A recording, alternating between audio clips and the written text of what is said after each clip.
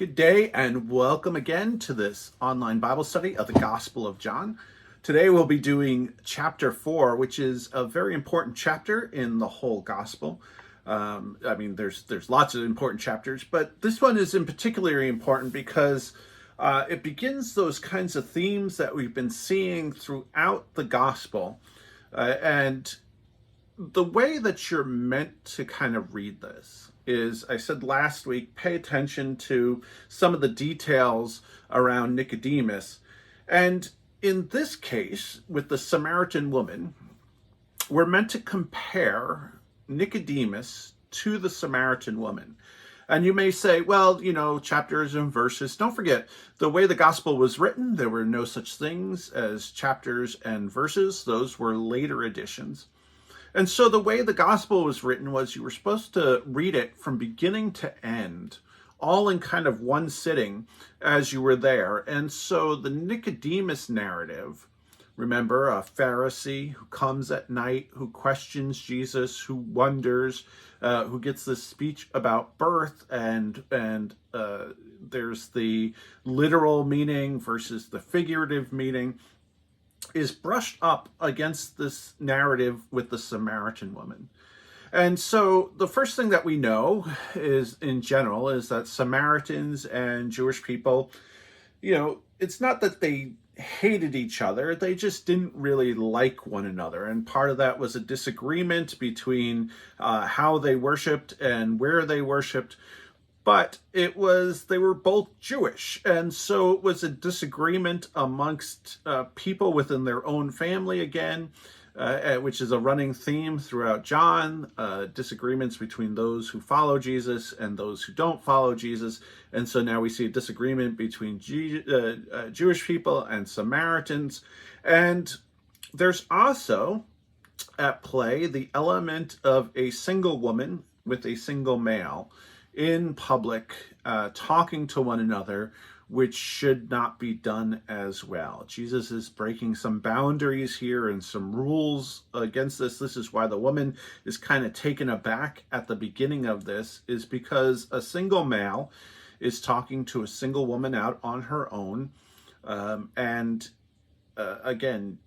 We also have Judaism and Samaria and at play here. And so there's a whole bunch of boundaries being broken at this moment. So we have this woman. She is nameless, unfortunately, throughout all of the Gospel of John. Most of the women are nameless. And so we have this woman who has come to draw water. She is not expecting a connection or a relationship with Jesus at all, which is also important. She is just there getting water for the day, as somebody would for at that time. And so she's drawing water when Jesus is there and asks for a drink. And once again, we get this idea of living water, which Jesus presents to her. And she takes it literally. Where am I to get this living water? And Jesus means it figuratively, that this is eternal life that's given. Again, eternal life is all about the here and now rather than sometime later. And so this exchange comes between the Samaritan woman and Jesus, where he offers her, somebody who should not be part of the kingdom, so to speak, to those that are Jewish, the living water that everybody is offered at this time. And we come back to a water theme, which was at the beginning of John. We've been seeing water at play throughout everything. And here is this woman. And throughout history, she has been kind of put down as somebody who cheats on her husbands and gets divorced, or who has married a lot of people. This is probably not the case. That is a little bit of the patriarchy sneaking in, who try to make, say, Mary Magdalene a prostitute, who's trying to make this woman into something that she's not.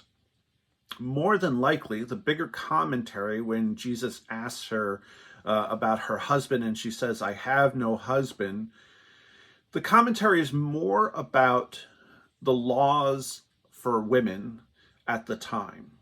You see, a woman would be married, and if the husband died, the woman would simply be passed to a brother or another family member. And if that brother died, would be passed to the next family member. And so the woman was pretty much property rather than anything else. And so when the woman replies, "I have no husband," it's more than likely she is a product of a broken system where now she is on her own after having husband after husband die. She is out there all by herself with nobody to care for her. I said, now compare that to Nicodemus. Here is a person of high status, a Pharisee who has a lot to lose if he talks about Jesus. If he goes to Jesus, if he starts to follow Jesus, he will lose his status, his power, everything that he has. Versus a single Samaritan woman who has been through a broken system, who has nobody to help her during this time, and really has nothing to lose by following Jesus. And it's out in the daylight versus at night. And the Samaritan woman sees Jesus for who he is. In fact, there's a key line in there where Jesus reveals that he is the Messiah. Unfortunately, we never see what her response is because in walks the disciples. But Jesus reveals to this woman who has really no status in society from a patriarchal system. She has no status in society, and she sees now who Jesus is and runs and begins to tell everybody. But her story is interrupted. I find that interesting in the Gospel of John. So, Jesus reveals he's the Messiah. We never see her reaction. The disciples walk in and know that Jesus is doing something wrong, yet refuse to comment on it. And so you wonder what was at play at all of this. Were the disciples kind of being judgmental of Jesus at this time, knowing that he's doing something wrong and just refusing not to say anything? Or was it just they're seeing something holy at this moment and refusing not to say anything and not questioning the teacher? But again, what they were seeing through their eyes is a single male talking to a single woman, a breakdown in Jewish person versus Samaritan, all of these things that should not be taking place. And somewhere in the midst of all of this, the woman kind of goes off on her own back to town. And again, we've been interrupted. And so now we get this little scene where the disciples are encouraging Jesus to eat something. And once again, we get a literal interpretation versus a figurative interpretation. So Jesus says, my food is essentially the community and serving the community, and the disciples just kind of don't get it. So we get, again, people who get it after Jesus reveals versus people who don't get it, versus his own disciples not getting it at this moment and only kind of following him for signs and wonders, which will come into play in the very next section. And yet this woman, we come back to her narrative, and she's now told everybody about Jesus, so much so that they believe without having to hear her narrative anymore. So she while that's kind of a dig at you could take it as that, I should say, that the woman's speech doesn't matter anymore. But come back to this notion all the way at the end of the gospel, where part of the gospel's final lesson is that there are many more signs and wonders that happen, and we're not going to tell all of them, but at this time, those that, and the Thomas exchange that'll happen, those that believe without seeing, after all that they've heard, are the ones that come into the fold, so to speak, that see the light. So now we have all these people that the woman has told her story, and they start to believe Jesus because of this woman's story. Again, somebody bringing other people into the fold, so to speak. But why are these people following Jesus will become the very next question. So that's that arc. As I said, there are no chapters and verses in the gospel originally. And so the writer had to kind of figure out how to end one section and begin another section. And I got this directly from the professor, DeForest, who is my professor. And it was something that I never noticed before, which is why I wanted to share it with you, because I always kind of wrote the next section off. So I always looked at the Samaritan woman, this weird section about Jesus not eating, and then kind of in my head ended the chapter. But we do have one more narrative. And it says that Jesus goes back to Cana, which is where the miracle or the sign of the water changing into wine happened. And so we're ending essentially a whole arc from the changing of the water to the wine to this narrative where Jesus heals a child. And in a writer's world, right, that's the end of a section, because the very next section is going to take us a different path. So we could almost call these the beginnings of Jesus's ministry. And we have the second sign that happens. Now, Jesus, before he does the second sign, has this little kind of complaint about people needing to see signs and wonders, and kind of complains. I'm not going to go past it without that, And that's going to be part of the theme of John. Are you following Jesus just because of the signs, what we might call miracles, right? Are you following Jesus because you're expecting some kind of sign or wonderment? Or are you following Jesus because you really know who Jesus is? And that's what the Gospel of John is driving at. If you're looking for Jesus because of the signs, almost anybody can do signs. Remember, like the Moses narrative. I said Moses comes into play a lot in John, right? Moses would do things like throw the stick, which would turn into a snake, and Pharaoh would come, and his people would kind of come and do the same thing. And so that's what the Gospel is driving at. Are you looking at Jesus as just somebody who does signs?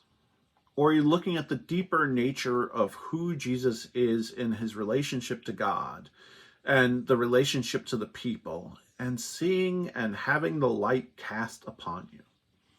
Because in this exchange, Jesus kind of does this little complaint about people seeing signs and wonders, and the man pushes back to Jesus, almost like, I don't care about any of these things. I just want my child healed. And I think we've all been there at some time when we've had people that were struggling with health, or people that we saw dying. That I don't want to get into a theological argument right now about why it's happening. I just need you now. And that's really what's driving the man. It's not the man complaining back to Jesus, but more of, I need you. If you want to yell at me, sure, great, whatever. But right now, I need this. And we hear that the boy is healed. At the same time that Jesus says so, the boy is healed, according to the servants of the man who report back that the son is fine. And so Jesus, and we hear this is the second sign of Jesus. So remember, the first one was the water into wine that John specifically says, here's the first sign. And here's the second sign, that Jesus has healed this boy who was sick with fever and dying, and now is brought to life, back again from that fever. And this section is now over. We're going to start moving into different sections as we're there. But so since we've come to the end of this section, I just want you to think about, and I'm not going to have answers for you. This is where the Bible study portion. So if you were sitting across from me in the midst of all this, these are some of the questions that I would ask. What is the symbol of water throughout this whole section of John?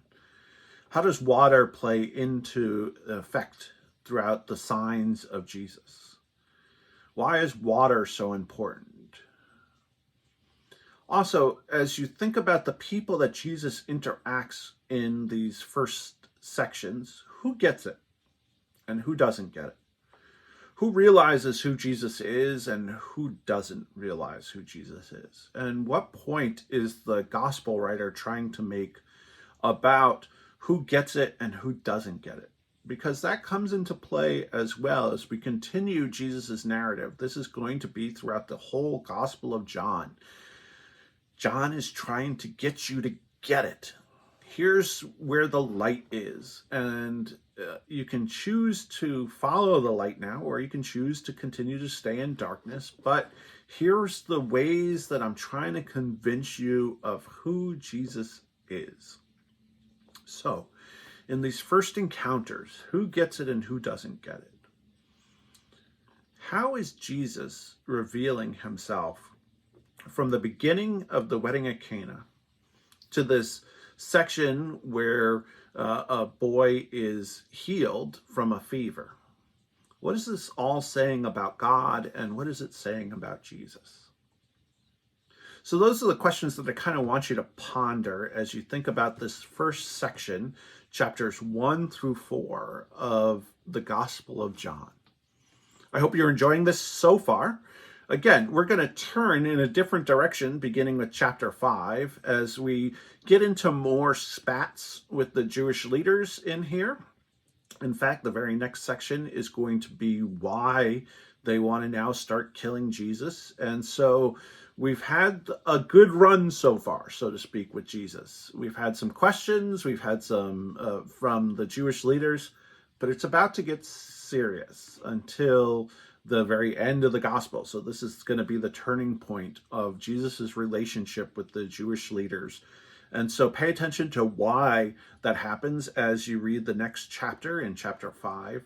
But for now, we'll end on this note, right? Who's getting it? Who is knowing who Jesus is? So take care, everybody. We'll see you next week.